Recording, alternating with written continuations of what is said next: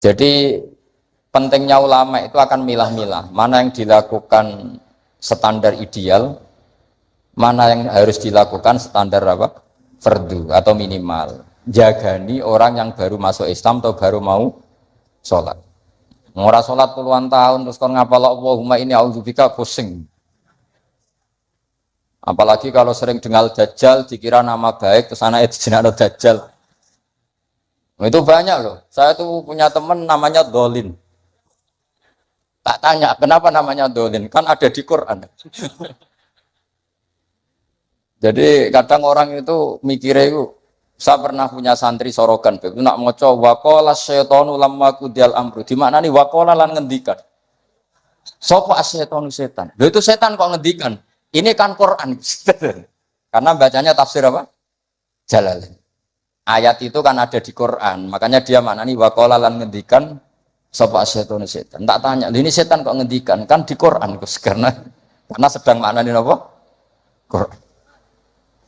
Ya artinya kalau orang awam kamu ajari wamin fitnatil mahya wal mamati wam fitnatil masih dajjal, pikirannya kok terkenal sekali dajjal itu. Sampai sholat saja disebut.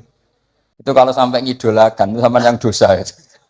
Jadi kalau orang awam wis cukup Allahumma sholli ala Muhammad sing baru sholat atau abangan baru apa? Sholat. Kasih paket himat sing apa? Yang fardu-fardu saja.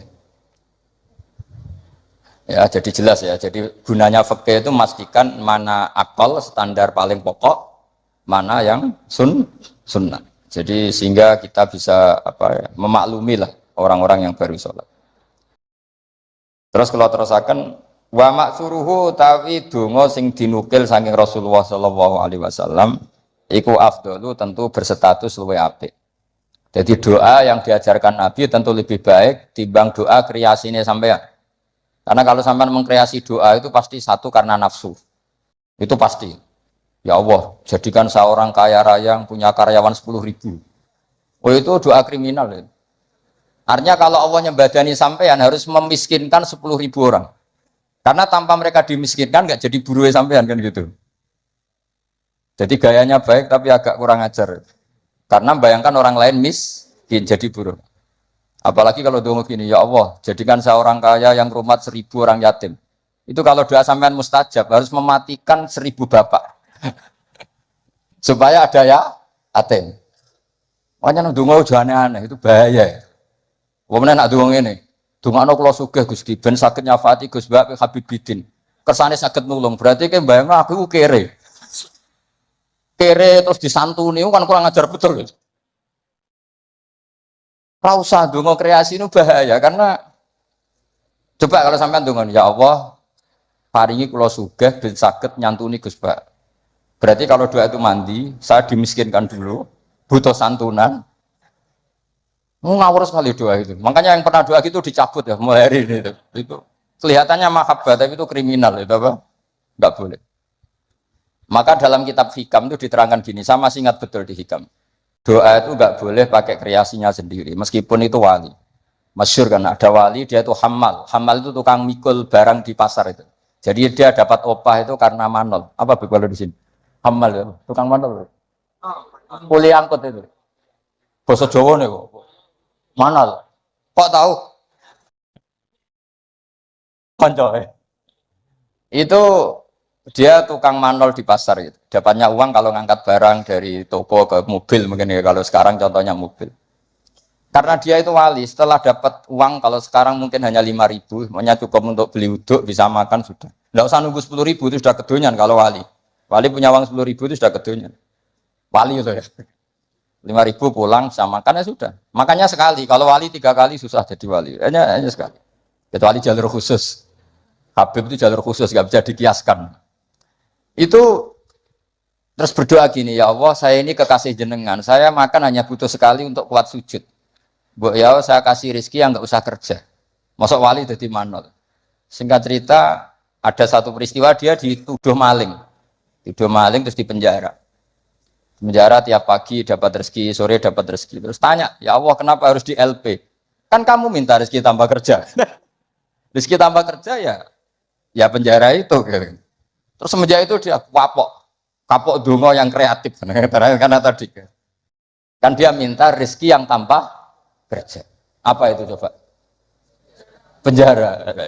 Makanya tidak usah berdoa yang aneh-aneh. Ya, tidak usah berdoa yang apa? Termasuk berdoa gitu. Ya Allah, saya ingin kaya supaya bisa nyantuni Gus Bak. Itu kriminal. Karena kalau Allah nyebadati doa kamu memiskinkan saya, layak disantuni, terus kamu santun. Nggak boleh doa seperti itu. Atau ya boleh, tapi aku yakin nggak mandi. Ya nggak apa-apa. Paling nggak mandi aja. Karena Allah mesti mihak saya lah. Itu sembrono tuh. Makanya wama suruhu afdol, doa yang dinukil dari Rasulullah SAW itu tentu lebih afdol karena diujarkan atau dilafatkan oleh orang sing afdolul khalqi.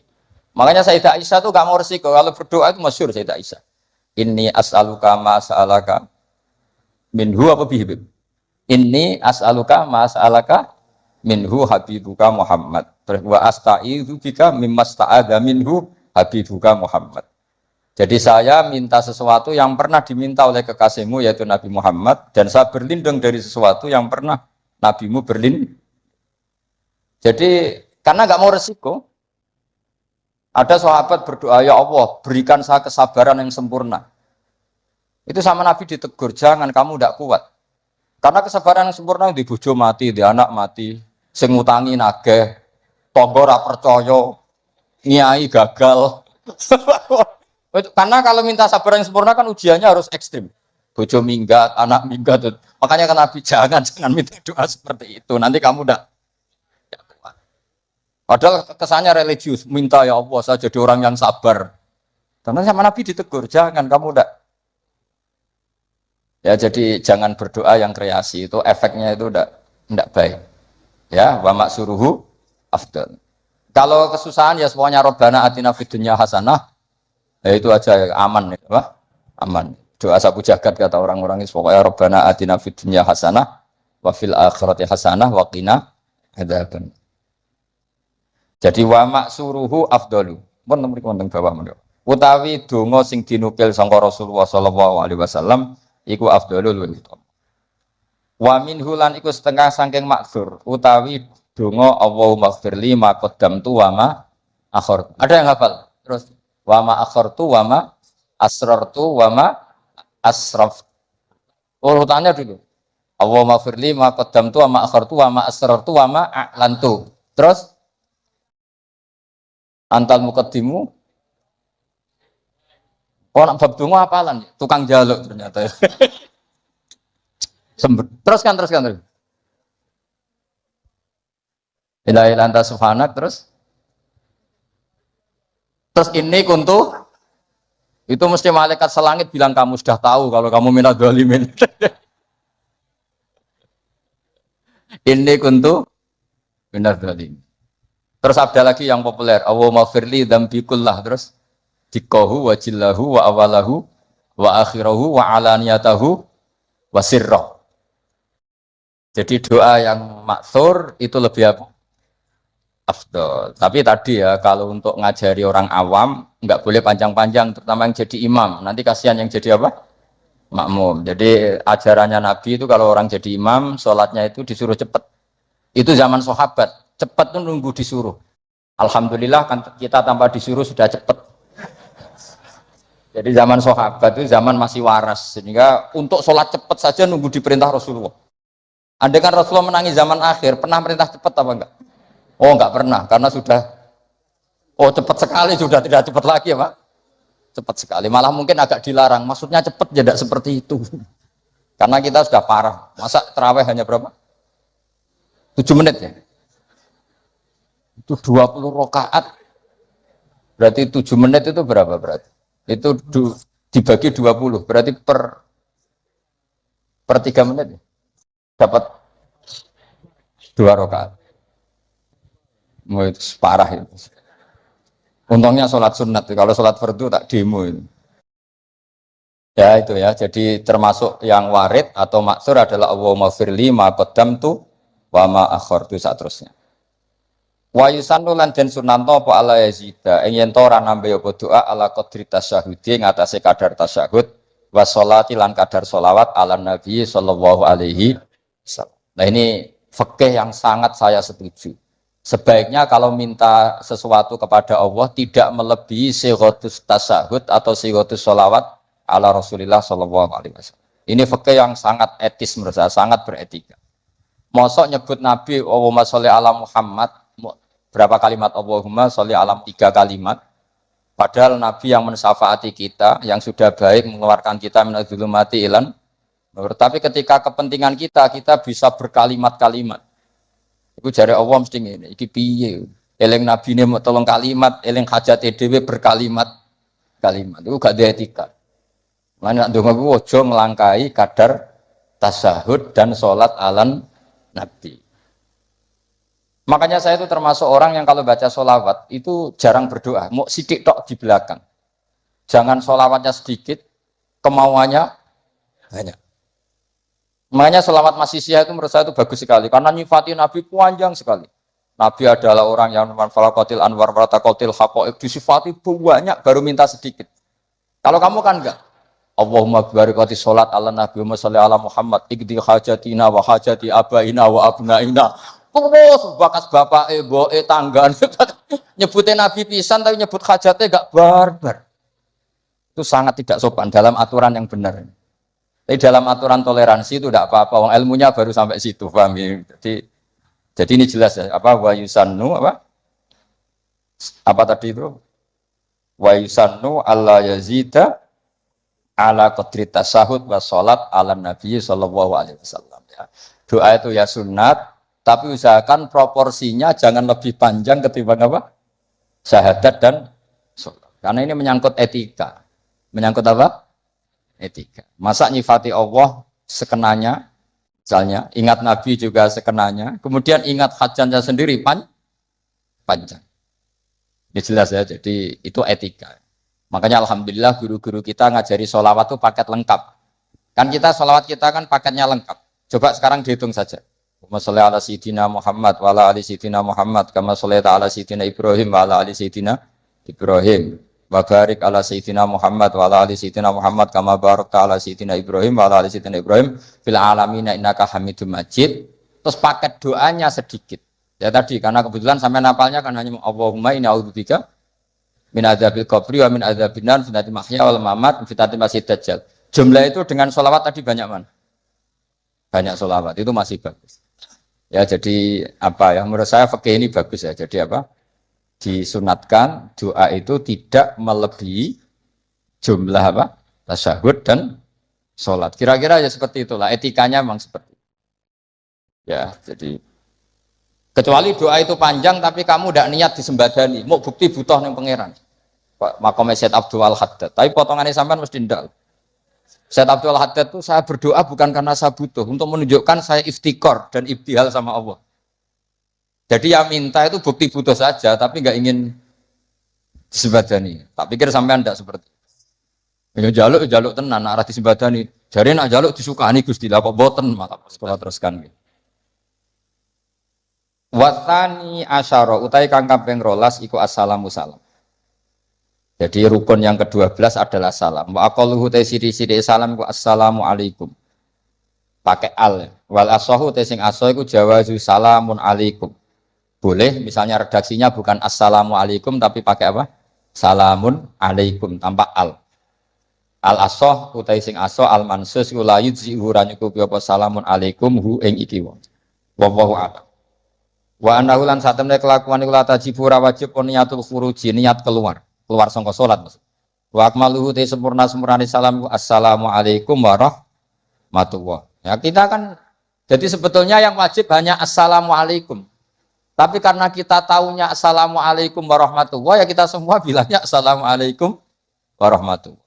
Marrota ini kelan rong ambalan yaminan kelawan arah nganan wasimalan kelan arah ngiwa.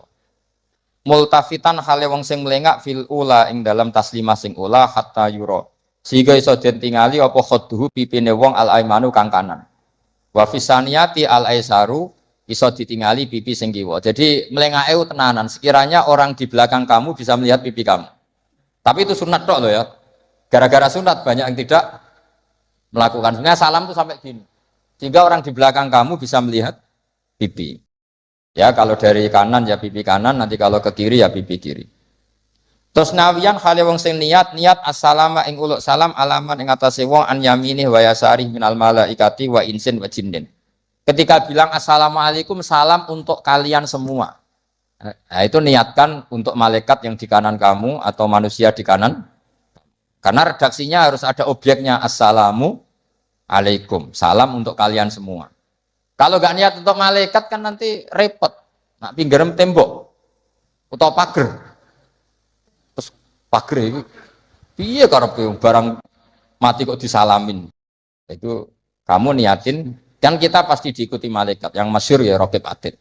Disalami terus. Ben rodo nak kita salah itu rapati ditulis tenanan mergo napa?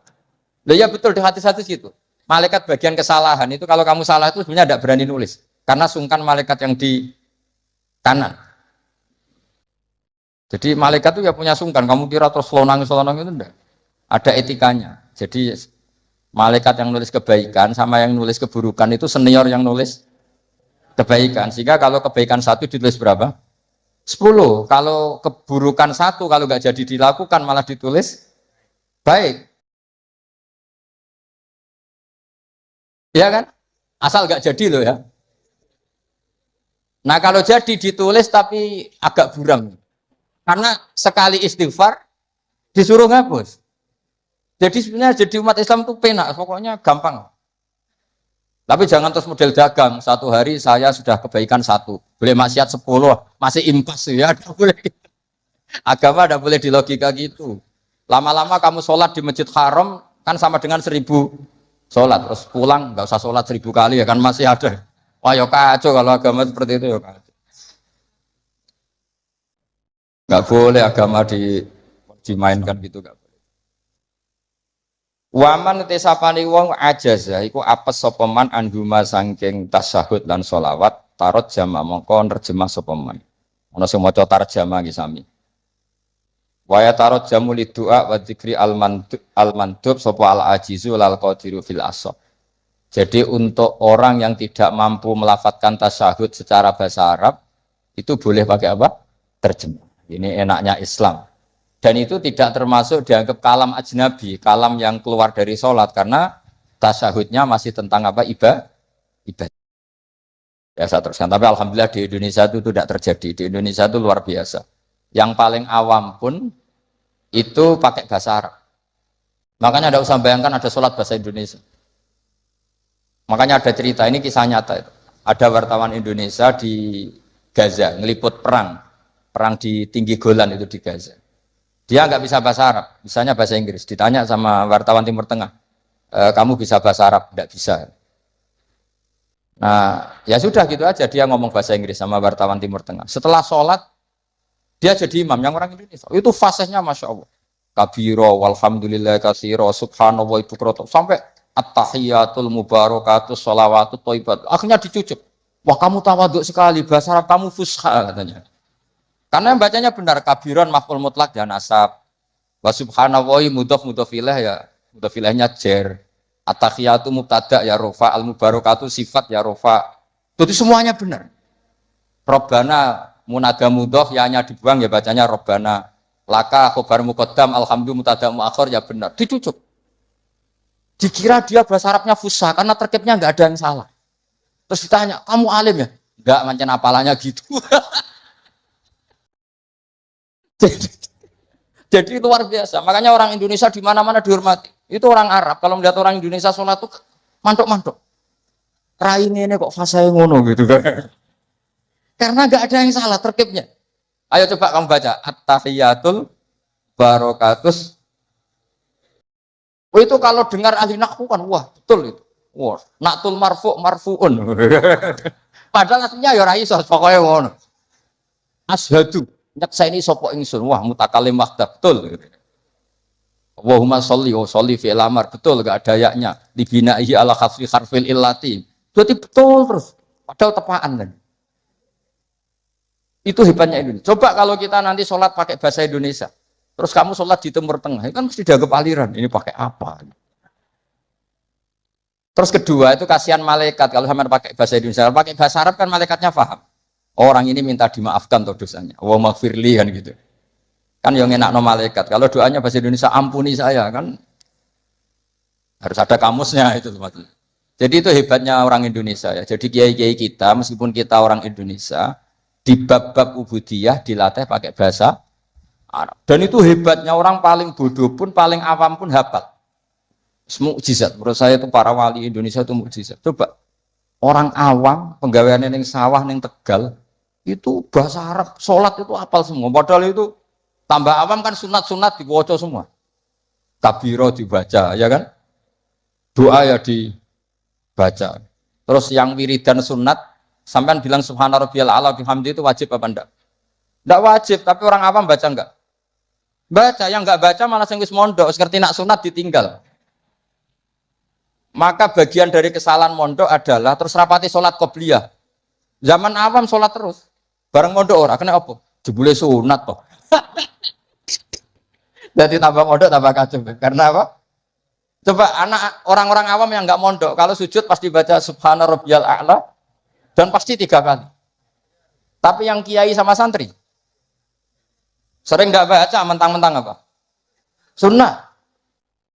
Bener mana orang awam sama kiai ya lo dalam hal itu? Jadi kadang kita ini korban ilmu. Ya, kadang kita ini korban ilmu. Coba santri-santri itu, rata-rata kalau sholat baca doa iftitah enggak? Sama enggak usah protes, oh paling Gus Bak ya ngono, ora usah ngono. Ya pancen ngono tenan. Tapi tidak saya toh, ini amang ya sama ini teman saya. Ini asegap putune Nabi, nek sholat ya ngono padha wae nek sebab. Mergo mondok, zaman rong mondok diwaca kabira walhamdulillah. Karena kalau enggak baca dibetet gurune. Oh, waca. Digerawat. Zaman kita kecil itu ngiranya itu wajib. Barang nak ngerti sunat, perilaku pertama kita apa? Meninggalkannya. Karena alhamdulillah banyak orang yang tidak alim itu barokah karena supaya sunat-sunat itu dilakukan. Karena sekali alim ditinggal. Oh itu banyak loh orang kaji itu tawafku meneng. Takoki. Sing wong awam maca, takoki. Lah kok meneng ae? Sing rukun iku mutere, donga iku sunat kabeh. Repot wis. Makanya ada riwayat innalil ilmi tuhyanan katuhyanil mal. Ilmu itu punya arogannya sendiri sebagaimana arogannya orang punya harta. Karena kadang ya apa ya semoga kita tidak termasuk yang itu. Tapi memang ada sisi-sisi negatif dari ilmu ya karena tadi kalau kadang terlalu lama tahu kalau itu sunat ya akhirnya terus ya meninggalkan tadi. Ya, tapi ya nggak apa-apalah memang ya nyatanya sunat. Wayan bilan niat sopal imamu imam niat assalamu ing salam alal muqtadina ing atase makmum-makmum sing anut salate imam. Lawahum utawi para muqtadun sing para makmum niat ar-radda yanbuna ar-radda ing balesi alaihi ing atase salamin imam. Terus apa? Salat terakhir ditutup dengan assalamu alaikum warahmatullahi. Idealnya juga diniati keluar dari sholat. Nah, kenapa penting diniatkan keluar dari sholat? Karena setelah salam pertama, itu memang benar-benar kamu sudah ada sholat. Karena yang jadi rukun adalah salam pertama. Salam kedua itu sunat. Makanya secara fikih itu lama berdebat. Apa sebaiknya setelah itu makmum berdiri? Sebaiknya loh, bukan syarat sah. Apa sebaiknya makmum langsung berdiri? Apa sebaiknya nunggu imam salam kedua? Ada ulama yang mengatakan yonta ini tapi si sediluk wae. Kuatirnya nak imame lali terus gak usah salam kedua. Terus resiko kedua adalah rabtus sholat biman laisa fi sholatin. Setelah imam salam pertama, artinya statusnya imam masih sholat apa enggak? Enggak kan? Berarti makmum menghubungkan sholat dengan orang yang sudah tidak sholat. Jadi itu menjadi masalah fikih, paham ya? Sehingga ya sudahlah kita standar saja ya, jangan terlalu nunggu, ya tapi ya jangan terlalu cepat. Ya yang umum saja lah, yang umumnya orang. Cuma sampean tak ajari fikih kan, sampean minta saya di sini kan ngajar fikih, sampean jangan protes. Nanti orang kudus jadi begini, kudus, tidak usah gitu ilmu ya ilmu saja, tidak usah diprotes. setelah imam salam pertama, statusnya dia masih sholat apa enggak? Enggak kan? Sudah keluar dari sholat. Artinya kalau makmum terlalu lama, dia mengikatkan sholatnya dia sama orang yang statusnya sudah tidak sholat. Paham ya? Tapi kalau kamu terlalu langsung berdiri, kamu kan tidak tahu kepastian assalamu lagi sin podok mem. Kok ada as langsung muatek. Ini makmum balik, lowong belum selesai kok. Ya pokoknya gitulah sampai nanti kalau soleh ya bisa sendiri lah. Pokoknya sudah gitu. Saya hanya ngajarkan secara apa status fikihnya, apa status fikihnya seperti itu. Ya. Jadi salam yang benar-benar rukun itu hanya salam pertama. Dan karena salam pertama sudah dilakukan imam, artinya imam itu wis tidak sholat.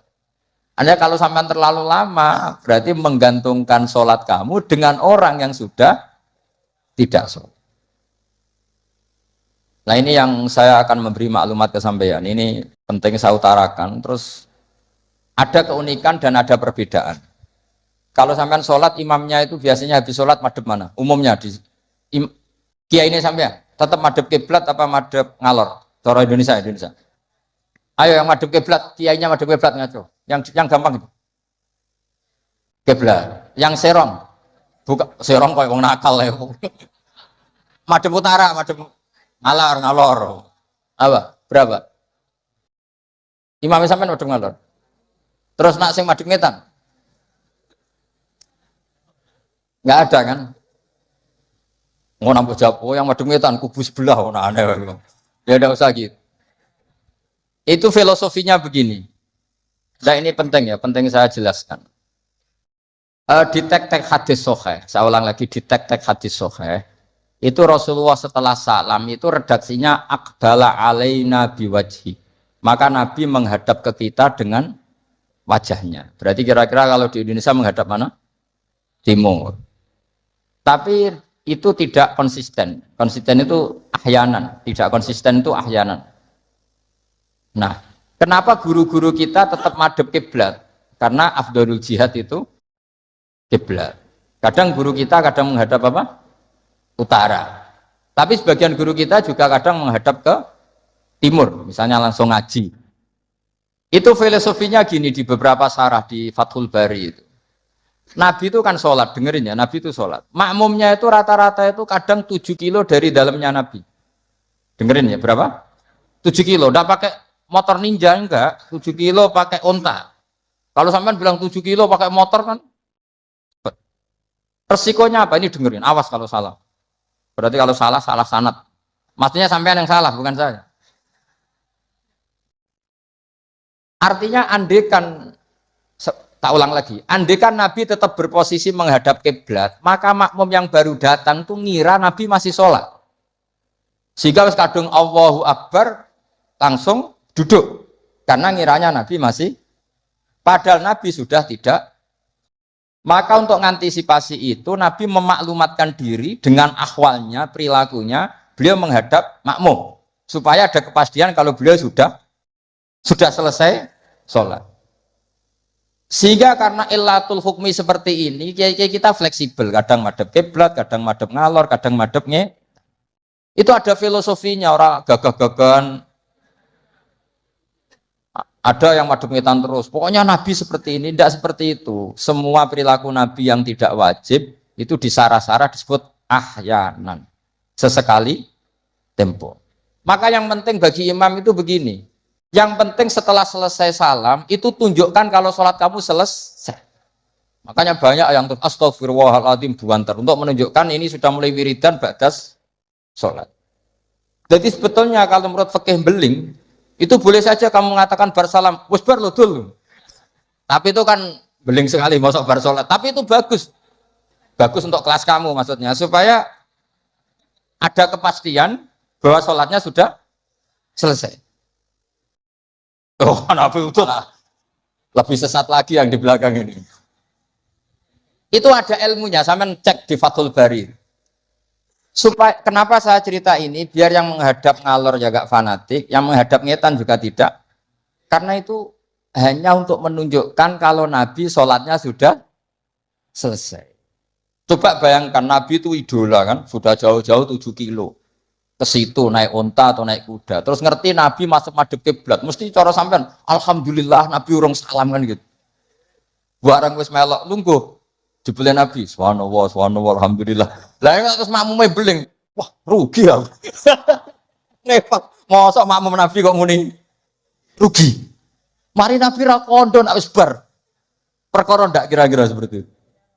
Nah, daripada perkara Nabi secara ahwal menunjukkan kalau sholatnya selesai Nabi menghadap makmum sebagai maklumat kalau sholatnya sudah selesai. Clear ya? Sehingga kamu tidak perlu berdebat sunat mana Gus, madhep ngalor sama madhep ngitan. Malah takok sunat. Ngaji sik lagi takok. Senengane gugat. Ya ngaji sik, alim sik lagi takok. Lah nek salim rasa takok ya alhamdulillah. Tapi ini ndak usah alim takok gugat. Mana sunahnya kalau Nabi madhep ngalor? Sesuk tak takokno, mana sunahnya cangkem elek? Kan yo ora ono. Angger wong kok mbok so lama-lama. Mana sunahnya kalau Nabi pernah di Indonesia? Malah panjang kan apa? Ndak usah gitu ya ngaji. Jadi di sarah-sarah itu diterangkan misalnya kan Rasulullah Shallallahu Alaihi Wasallam idza takallama salasan ahyanan di suatu tim. Gitu juga Nabi kadang sholat itu hanya astagfirullah salasan suman sorofa. Beberapa kali Nabi sholat itu hanya baca istighfar 3 kali suman sorofa. Ya sudah segitu aja.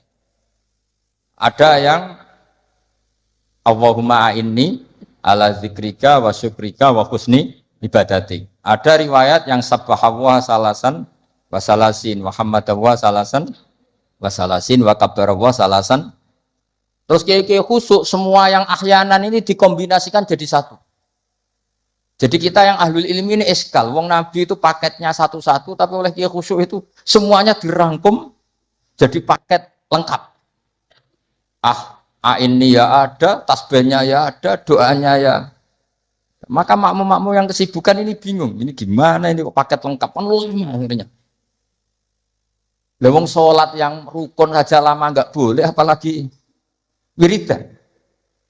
Maksudnya bukan terus nggak boleh ya enggak. Maksudnya yuk mikir makmum.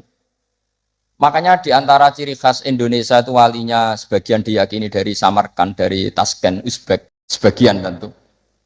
Itu saya ketika mondok di Mbah Mun, itu Mbah Mun yang mimpin sholat. Itu kalau wiridan ya separuh sudah bubar.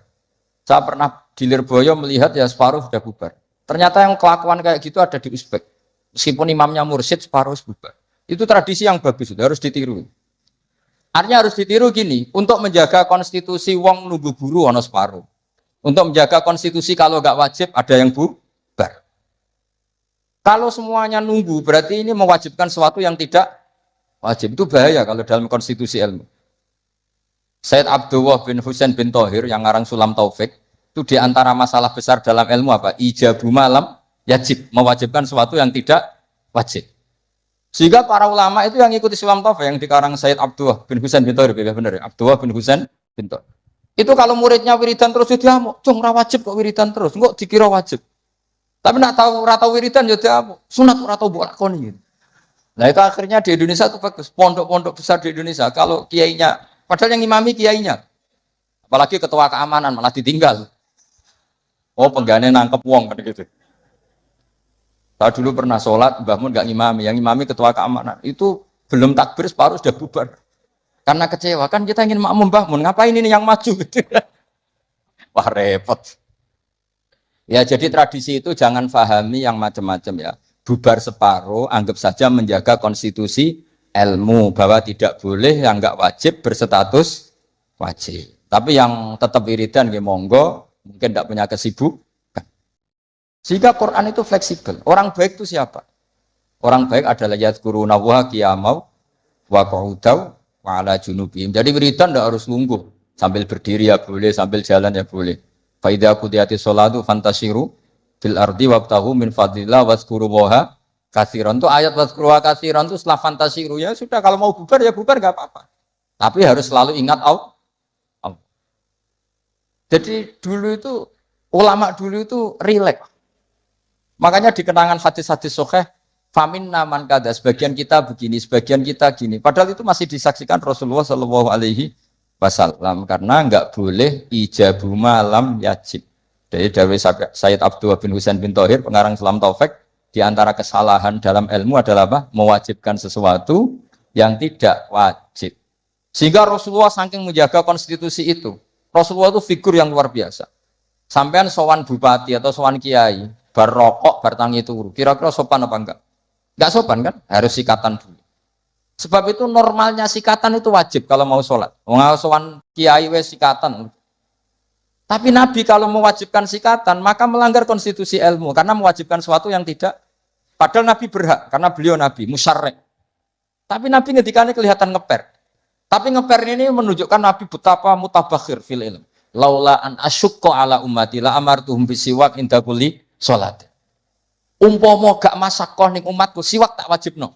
Karena secara etika harusnya wajib. Tapi secara konstitusi nyatanya tidak wajib. Nah karena baina ini. Kira mana nih baina. Ya antarane iku, Nabi ngendikane laula an asyuk. Nabi itu suka qiyamul lail itu suka sekali, bukan enggak sekedar suka. Sehingga beliau qiyamul lail di masjid.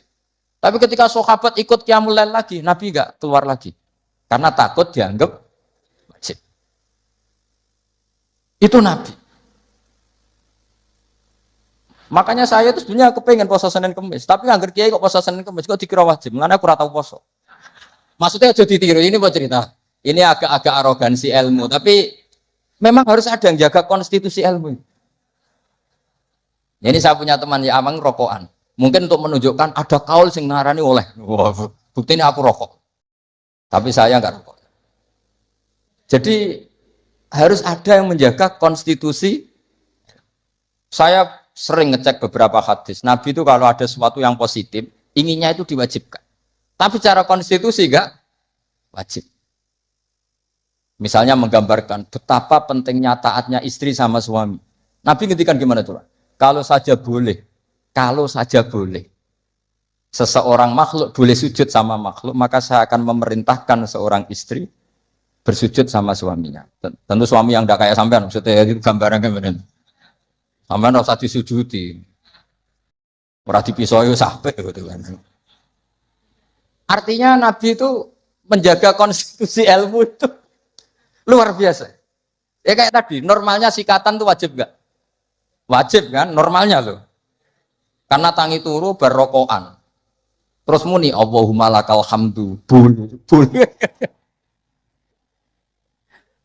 Tapi kalau diwajibkan secara konstitusi tidak wajib. Tapi secara etika wajib. Makanya ketikanya ngeper. Laula an asyukko ala. Sekarang tak beri contoh lagi. Nggak ini ngaji.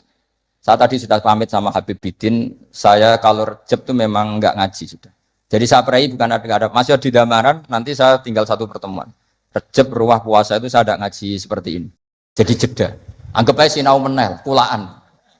Karena memang kalau mau Rejab itu banyak yang khataman di rumah. Jadi saya fokus ngurusi santri yang mau apa. Tapi memang itu adat saya seperti tadi, saya sudah matur Habib Bidin, matur Habib Amang, Habib Ali sudah. Memang artinya nggak ada apa-apa, bukan karena bosan sampean. Ya rontok lah mungkin, tapi bukan karena itu. Saya beri contoh. Sekarang doa paling mustajab itu jam berapa? Kalau jam Indonesia kira-kira. Jam 3 kan atau setengah 4 lah. Kenapa harus ada sholat Isya yang di Kudus jam berapa biasanya sholat Isya? Biasanya setengah 8, anggap aja setengah 8 lah aman kalau jam. Maka Nabi ini ngeper, tapi ngepernya pinter, ngeper dari ilmu, bukan ngeper dari ragu. Ngeper itu ada dua, ada ngeper karena nggak ngerti, ada ngeper saking pinternya. Kayak saya ini kalau ngaji sampean itu kan ngeper. Di satu sisi sunat karena diminta Habib Bidin, di sisi lain setengah dosa meninggal pondok. Itu mesti ngeper, kalau orang alim ngeper. Kayak sampean ngaji ini, saya tidak tahu malaikat ditulis ngaji cari ilmu, apa nggak dari masalah di rumah, tidak tahu saya. Itu orang alim pasti ngeper. Beda tipis ya. Itu mesti, itu bukan mungkin, mesti. Coba status Anda ini nyari ilmu, penghindari masalah. Sebagian yang nyata nyari ilmu, yang nggak punya masalah. Sebagian yang memang. Maka penjaga kuburan di wali-wali tak tanya. Wong sing tukang ziarah piye? Ngene Gus, nak ziarah sak jam, biasanya wong bener. Nek telung dino alamat ket. Itu bukan karena hebat, mesti utangnya akeh. Apa meneh nak sak wulan, wah, rondok mesti rondok buron batal.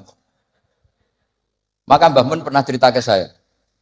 Jadi kiai itu ya sinau, kadang itu ya keliru. Kan keliru apa? Ternyata gini.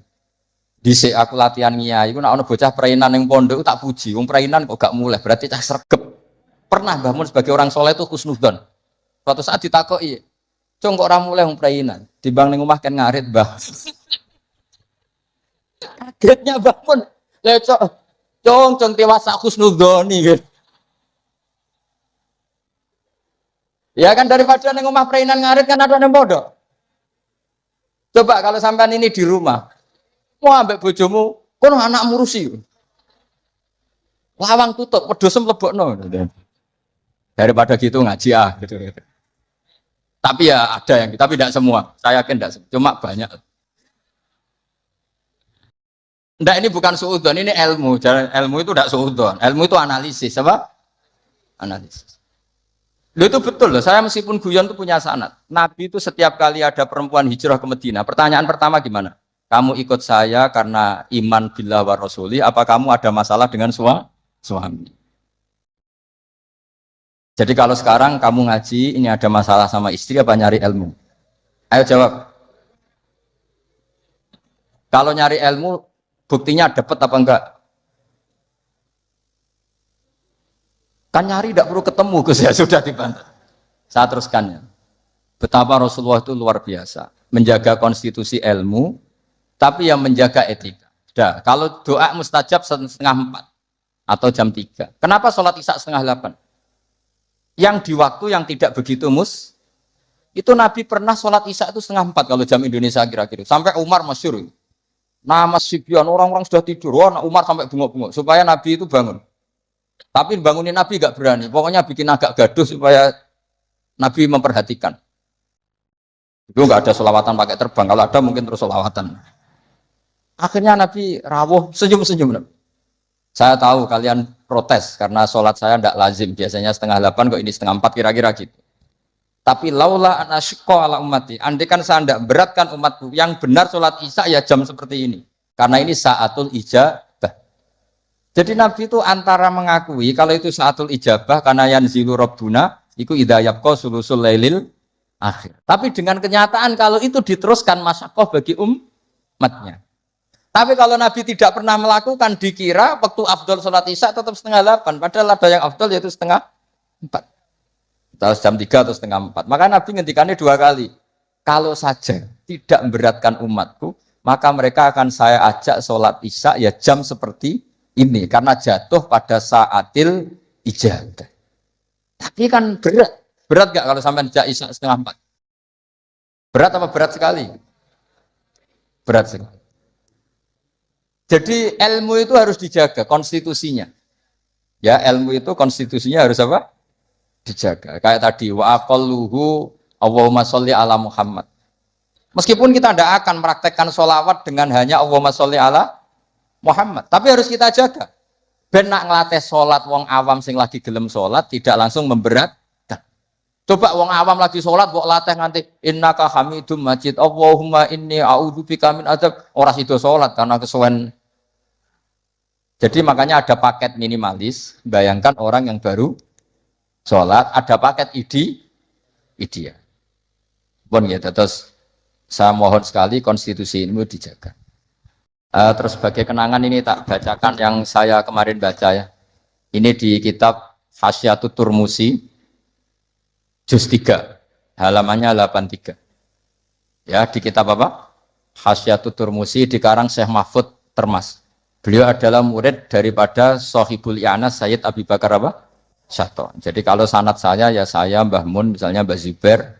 Mbah Zubair di antara gurunya itu Kiai Fakih Mas Kumambang, beliau pernah ngaji Kiai Mahfud Termas. Kiai Mahfud ngaji sama Sayyid Abi Bakar Syato, terus ngaji Sayyid Zaini Dahlan, terus sampai Syekh Utsman Ad-Dimyati sampai Rasulullah sallallahu alaihi wasallam. Jadi redaksi tahiyat yang kita baca keseharian itu sanadnya seperti ini ya. Ini dengerin ya. Redaksi tahiyat yang kita baca keseharian itu sanadnya seperti ini. Kita baca ya. Bismillahirrahmanirrahim. Qauluhu asyhadu alla ilaha illallah wa asyhadu anna Muhammadar Rasulullah. Mun kepanggih nggih.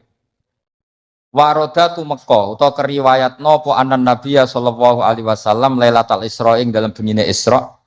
Lama jawaza semangsane wis ngliwati sapa Nabi Sidratul Muntaha ing Sidratul Muntaha. Ghasyiyathu mongko ngliputi ing Nabi apa sahabatun apa mendung. Min nurin saking nur. Fiha kang iu tetep ing dalam nur minal anwari saking pira-pira nur ma uta apa wae sak kang ngersakno sapa Allahu Allah. Kalau dalam istilah surat Quran apa fa ghasyaha ma ghasya. Jadi Nabi ketika terbang lewati Sidratul Muntaha semuanya berbentuk nur dan nur itu enggak terkirakan. Faqafa mengko mandek sapa Jibril walam yasiran orang melaku sapa Jibril mau sertane Nabi. Terus Jibril mandek. Beliau ndak ikut Nabi jalan. Padahal mulai dari bawah ikut. Mulai proses terbang ikut semua. Tapi pas di situ Jibril apa? Berhenti. Faqala mengko dawuh lahu maring Jibril sapa Nabi sallallahu alaihi wasallam. Atat rukuni asiru munfaridan. Atat rukono to ninggal jenengan ni ingsun asiru ingkang lumaku ingsun munfaridan khalid dhewean. Cara Jawa wis piye to mulai kok ngisor mbok baturi pas sampe tok malah mbok tinggal padahal mau finish. Faqala mongko matur sapa Jibril dawe wa ma minna illa lahu maqamum maklum. Wa ma minna lan ora ana saking salah siji kita illa lahu kecuali ahadin minna maqamun te ana batas maqam maklumun kang wis ditenton. Intine cara Jawa iku saya bukan membiarkan engkau sendiri, tapi ini kelas saya maksimalnya sampai sini. Jadi kelas saya sampai sini. Jadi tahu diri Jibril. Ini sudah ada wilayah saya. Ini kelas saya berhenti di sini. Wa ma minna illa lahu maqamum. Faqala mengko dawuh sapa Nabi, sir ma'i walau khutwatan. Sir mlaku panjenengan ma'i serta ingsun walau khutwatan senajan to sak jangkah. Terus sampai Nabi dinyang, cara wong Kudus dinyang. Pun tambahi sithik mawon. Jadi Jibril dinyang, ya akhirnya gelem sungkan mek Kanjeng Nabi. Sithik wae sak langkah pun baturi sithik. Pasaro mongko lumaku sapa Jibril mau sertane Kanjeng Nabi. Fakata mongko meme sapa Jibril ayah tira kaya ento kobong sapa Jibril menanuri sanging nur wal jalali lan keagungan hebati lan wibawa. Wa sahura lan cilik sapa Jibril wa dzaba lan luruh sapa Jibril. Luruh iku meh koyo hancur jenenge dzaba. Hatta sora sing dadi sapa Jibril qadrul usfuri mok sak manuk emprit. Itu Jibril ketika melanggar satu langkah saja beliau luruh saking wibawanya Allah sampai hatta soro kodrol usfur. Jibril cilik nganti sakman emprit. Mengker dia cara Jawa kok rohan. Bangsa mengker kok rohan. Oh mengker cilik roh pinter nak bangun. Repot ya. Umat itu macam-macam. Ana roe mengkeret barang. Fa asyara moko isyarah sapa malaikat Jibril ala Nabi sallallahu alaihi wasallam isyarah bisalam iklan salam bi ayu salima gambare arep ento maca salam sapa Nabi ala Rabbi ing atase pangerane Kanjeng Nabi idza wasala nalikane wis temu sapa Nabi makanal khitab ing panggonane khitab. Jadi ketika Jibril enggak bisa ngawal sampai situ ya sudah jenengan saatnya kirim salam atau membaca salam untuk Allah Subhanahu wa taala. Terus faqala falamma wasala mongko semangsane tumeka sapa Nabi sallallahu alaihi wasallam ilahi maring makanal khitab atau ilahi ila makanil khitab kala mongko dawuh sapa Nabi at-tahiyatul mubarakatus sholawatut thayyibatu lillah. Kula maknani nggih. At-tahiyatu te segalane ruba-ruba al-mubarakatu kang berkah kabeh. As-sholawatu kang penuh dengan rahmat tazim atau ibadu kang suci kabeh iku kabeh lillahi kagungane Allah. Segala kebaikan, segala keberkahan, segala kehormatan segala kesucian namun kagungane Allah Subhanahu wa taala. Faqala mongko jawabi sapa Allah taala Allah menjawab assalamu alayka ayyuhan nabiyyu wa rahmatullahi wa barakatuh.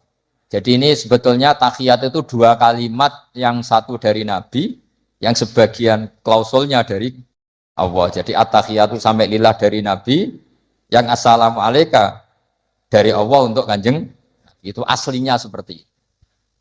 Ya, faqala Allahu assalamu alayka ayyuhan nabiyyu wa rahmatullah wa barakatuh. Assalamu te salam ka alaika ing atase panjenengan ayyuhan nabiyyu nabi wa rahmatullah wa barakatuh. Nah, ketika Allah sudah membalas Nabi seperti itu, Nabi itu ingin jangan hanya saya yang selamat. Ini saking syafaqahnya welase Kanjeng Nabi Muhammad sallallahu alaihi wasallam. Kan Allah hanya ngintikan assalamu alayka, kamu itu dijamin selamat Muhammad. Terus Nabi kepikiran, nah umatku sing kudus sing ngaji ini nah juta libin iki piye? Terus ngaji rapati paham piye. Bos ngaji ambek menghindari masalah iki piye. Jadi Nabi ingin ampun kula tok Gusti sing tok napa? Salam. Itu saking syafaqahnya Rasulullah sallallahu alaihi wasallam. Makanya tak baca biar semua tambah mahabbah kepada Rasulullah sallallahu alaihi wasallam. Fa ahabba mongko kepengin itu seneng banget. Fa ahabba mongko kepengin banget atau seneng banget sapa Nabi sapa Kanjeng Nabi Muhammad sallallahu alaihi wasallam. Ayakuna yen ta ana iku li ibadillah kedhe pira-pira kaulen Allah as-solihina kang saleh kabeh apa nasibun apa jatah bagian min hadzal maqam sang ilah maqam. Faqala mongko dawuh sapa Nabi assalamu alaina wa ala ibadillahi sholihin. Jadi Nabi nambahi piyambak, ampun saya tok Gusti tapi juga untuk semua hamba yang soleh. Ya soleh itu kelas-kelasan. Dan kelas wali, kelas amatir, kelas rakyat. Pokoknya kelas rakyat itu yang gak zina ya soleh, yang gak maling ya. Pokoknya yang gak dosa gede ya soleh. Senajan to pentino rokokan ning prapatan pokoknya dosa gede ya soleh. Pokoknya sesuai kelas masing.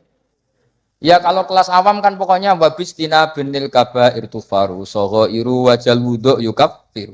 Gak nglakoni dosa gede ukuran orang awam ya wis napa? Soleh. Sampeyan kon ngilangi sak dosa cilik, ora oleh delok wong wedok, gak oleh ngrasani lara gremeng wis taqabbal wa minna minkum. Terus bakalan wis. Bar diwudoni jadi ada yang mari cari. Tak bar ya, Pak. Yang hilang dosanya tak gajarane. Delok wong wedok 15 wudune pisan. Berarti sing kandel iki piro? 14. Ini umatnya Nabi bagian kacau ya, tapi enggak apa-apa. Nanti juga dapat syafaatnya Rasulullah SAW. Ya, jadi Nabi ketika dapat salam dari Allah, beliau ingin salam itu tidak hanya untuk beliau, tapi untuk semua yang soleh, untuk umatnya. Makanya Nabi menambahkan sendiri, Assalamu alaina wa ala ibadillahi sholihin. Karena Nabi berempati, ya, bersimpati, respect sama semua yang ada di alam raya ini, yang soleh, yang iman, makanya soleh ya gampangannya iman. Maka mereka akhirnya menjawab, faqala mengko jawab sama jami'u ahli samawati, semua penduduk langit, asyhadu alla ilaha illallah wa asyhadu anna muhammadar rasulullah. Hadza ifham hadza. Wa inna ma lam yahsul amsni ora hasilin nabi sallallahu alaihi wasallam. Apa misluma? Apa sepadane perkara hasil kang hasil apa mali Jibril ketika malaikat Jibril minal masyaqqati saking repot wa adami taqati lan orang mampu. Mergo li anna nabiyya kana sakjane Nabi Muhammad sallallahu alaihi wasallam iku muradun iku nabi sing dikersakno rawuh teng gene Sidratil Muntaha wa matlubun lan sing disuwun rawuh teng Sidratil Muntaha. Artinya gini, Jibril mau sampai sana kan sampai terbakar sampai kayak al-usfur. Nabi Musa ketika ingin melihat Allah juga jatuh pingsan. Karena Musa yang ingin melihat Allah. Salah kepengen roh cara Jawa lho, cara Jawa gampangane ngomong salah kepengen roh. Sementara Nabi itu ubudiahnya luar biasa. Beliau sholat, beliau dakwah, pokoknya dakwahno agamane Allah. Terus Allah yang ingin Nabi itu ketemu Allah. Berarti Nabi berstatus apa? Murad, dikehen. Maka beliau tidak mengalami kesulitan kayak yang dialami Nabi Musa. Ya kayak kira-kira gini, saya kesini ditimbali Habib Bidin. Kan nggak mendapat kesulitan. Wong ditimbali, dikawal. Saman kan teko-teko dewe, kadang yang temangsang ningguri kan kira-kira contoh gampang. Jadi lah misalnya Gus Bak sing derekno sampean ya tok kene iki batas akhir. Nganti tok munggah diamuki wong, kowe sapa kono ngarep kan. Ya kira-kira gitulah contoh gampangnya gitu. Nah, Nabi ini muradun wa matlubun, memang beliau dikehendaki Allah ketemu Allah. Sehingga agak ngalami kesulitan kayak yang dialami Jibril dan Nabi Musa. Itu maksudnya apa? Li anan nabiyya sallallahu alaihi wasallam muradun wa matlubun.